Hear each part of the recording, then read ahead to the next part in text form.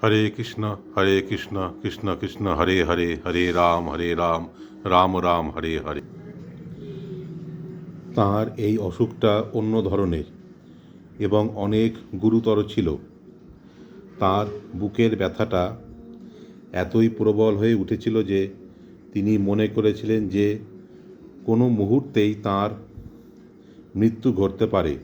দুদিনে তাঁর দুবার হার্ট অ্যাটাক হয়, কিন্তু তাঁর মিশন, তাঁর অভীষ্ট সিদ্ধির কথা স্মরণ করে তিনি সেই কষ্ট সহ্য করেছিলেন।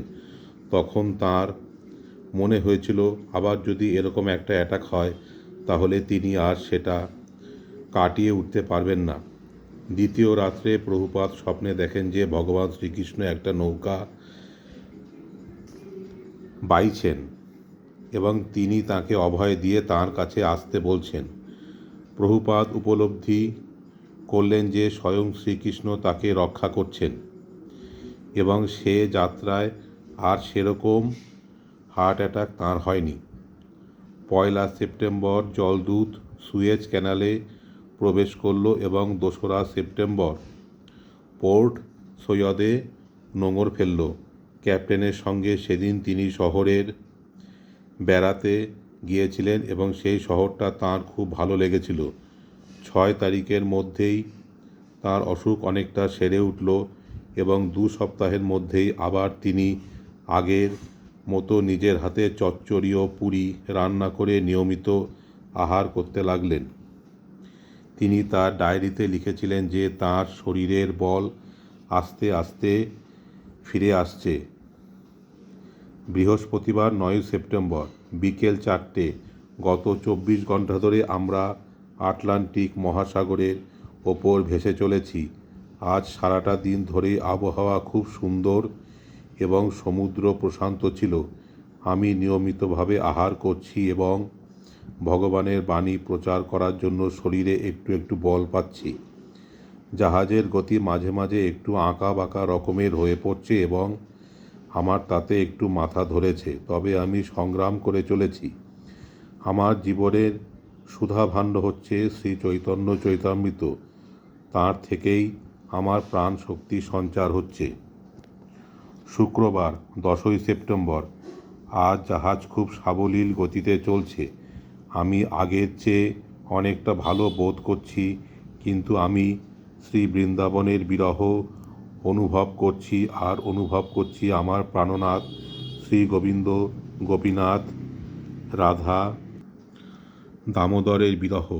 তবু এই অবস্থায় আমার একমাত্র সান্ত্বনা হচ্ছে শ্রী চৈতন্য চৈতামৃত, যার অধ্যয়নে আমি শ্রী চৈতন্য মহাপ্রভুর লীলামৃতের আস্বাদন পাই। শ্রী চৈতন্য মহাপ্রভুর নির্দেশ অনুসারে আমার গুরুদেব শ্রীল ভক্তি সিদ্ধান্ত সরস্বতী ঠাকুরের আদেশ শিরোধার্য করে আমি ভারতভূমি ত্যাগ করেছি। আমার কোনো যোগ্যতা নেই, কিন্তু আমার পরমারাধ্য গুরুদেবের আদেশ পালন করার জন্যই আমি এই দুঃসাহসী কাজে ব্রতী হয়েছি। বৃন্দাবন থেকে বহু দূরে কেবল তাঁদের কৃপার উপর আমি সম্পূর্ণভাবে নির্ভর করে আছি।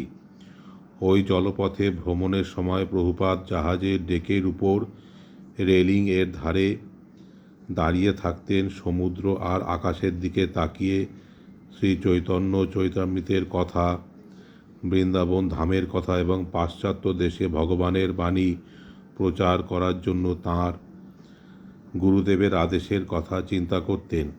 জাহাজের ক্যাপ্টেনের স্ত্রী শ্রীমতী পান্ডিয়া, যাকে প্রভুপাদ একজন বুদ্ধিমতী ও শিক্ষিতা মহিলা বলে গণ্য করতেন, তিনি প্রভুপাদের সম্বন্ধে বলেছিলেন যে উনি যদি বর্তমান স্বাস্থ্য সংকটটি কাটিয়ে উঠতে পারেন তাহলে সেটা শ্রীকৃষ্ণের কৃপা বলে বুঝতে হবে।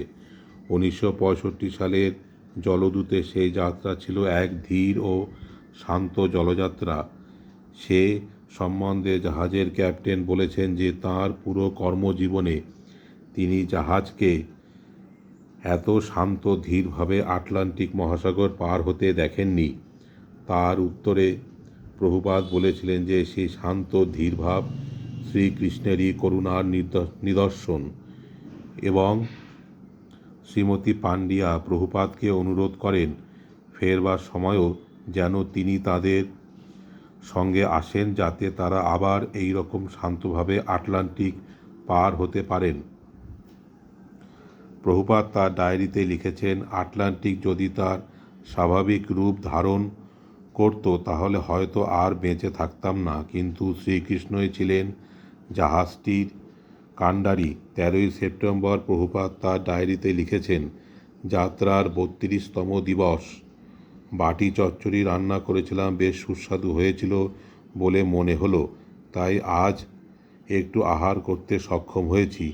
আজ আমি আমার সহচর শ্রীকৃষ্ণের কাছে আমার মনের কথা খুলে বলেছি। সে সম্বন্ধে একটা কবিতা লিখেছি। এই কবিতা শ্রীকৃষ্ণের পাদপদ্মে প্রভুপাদের প্রার্থনা, যে আন্তরিক ভক্তি ও প্রত্যয় তাঁকে তার গুরুদেবের আদেশ শিরোধার্য করতে উদ্বুদ্ধ করেছিল। এ প্রার্থনা তারই অভিব্যক্তি। তাতে তিনি লিখেছেন, হরে কৃষ্ণ।